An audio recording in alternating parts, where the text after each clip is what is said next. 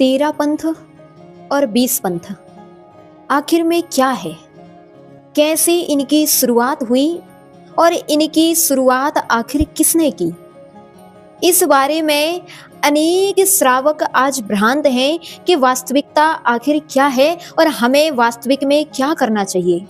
कहीं हम गलत तो नहीं कर रहे, कहीं हम वास्तविक क्रियाओं को विध्वंस करके उनके बारे में अवर्णवाद करके जिन आगम का, जिन गुरुओं का और साक्षात जिनेंद्र भगवान का वर्णवाद तो नहीं कर रहे। तो सबसे पहले हम समझेंगे कि 13 पंथ और 20 पंथ क्या है। 13 पंथ वह जिसमें सचित द्रव्य से पूजन करने का निषेध है। 13 पंथी हरे फल यानी अंगूर, संतरे, केले, आम आदि यह सामग्रियों को अर्घ्य रूप में समर्पित नहीं करते। 13 पंथी स्त्री अभिषेक नहीं करते। 13 पंथी पंच अमृत अभिषेक नहीं करते। 13 पंथी आरिकाओं की पूजन करने का निषेध करते हैं। और भी अनेक प्रकार की चीजें हैं जिसको 13 पंथियों ने मान्य किया है। इसकी अपेक्षा 20 पंथी को हम देखें तो 20 पंथी सचित द्रव्य से पूजन भी करते हैं, पंच अमृत अभिषेक भी करते हैं, स्त्री अभिषेक भी करते हैं, आरिकाओं की नवधा भक्ति भी करते हैं। अब हम जानेंगे कि 13 पंथ और 20 पंथ कहाँ से आया। तो 13 पंथ की शुरुआत के बारे में 2 प्रकार के वर्णन देखने में आए।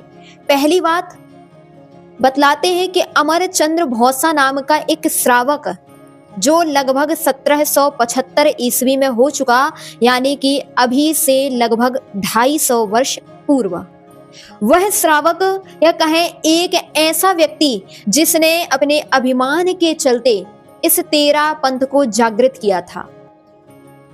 वह अमरचंद्र भौसा जिसने एक विशेष रूप से अपनी अभिमान की क्रिया को अन्य लोगों में प्रस्तुत किया। वह अमरचंद्र भौसा जिसने जैन श्रावक के यहाँ जन्म लिया था, धनाढ़ व्यक्ति के यहाँ जन्म लिया था और उसी धनाढ़ व्यक्ति के यहाँ उसने अपना जीवन यापन किया। बचपन से उसने समस्त क्रियाएं आगम के अनुसार ही की, लेकिन बड़े होने के उपरांत उस व्यक्ति ने आगम की क्रियाओं को बदलने का प्रयास किया। जब उसने बदलने का प्रयास किया तो लोगों ने उसका विरोध किया, और जब विरोध किया तो उसने और अधिक अभिमान में आकर के इस 13 पंथ की स्थापना कर दी। तब से उसने सचित द्रव्य पूजन का निषेध किया, स्त्री अभिषेक का निषेध किया, उसने पंचामृत अभिषेक का निषेध किया, अनेक प्रकार की क्रियाओं का उसने निषेध कर दिया। और दूसरी तरह से देखें तो किन्हीं का मानना है कि 13 नियमों को मानने वाले 13 पंथी कहलाने लगे।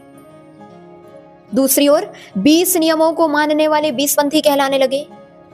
इन बातों को यहीं रख करके अगर हम आगम के अनुसार देखें कि आगम में क्या व्यवस्था है, हमारा आगम इन बातों के बारे में क्या कह रहा है, तो अगर आप सच्चे मायने में सम्यक दृष्टि हैं, सच्चे मायने में श्रद्धावान हैं, तो हमारे लिए किसी व्यक्ति विशेष की बात मान्य नहीं होती, बल्कि हमारे लिए आगम की बात मान्य होती है। और आगम देखने के बाद भी अगर हमारे लिए वह क्रिया पाप लग रही है, वह क्रिया हमारे लिए महान दोष का कारण लग रही है, तो हमसे बड़ा सम्मिथ्या दृष्टि कोई हो नहीं सकता।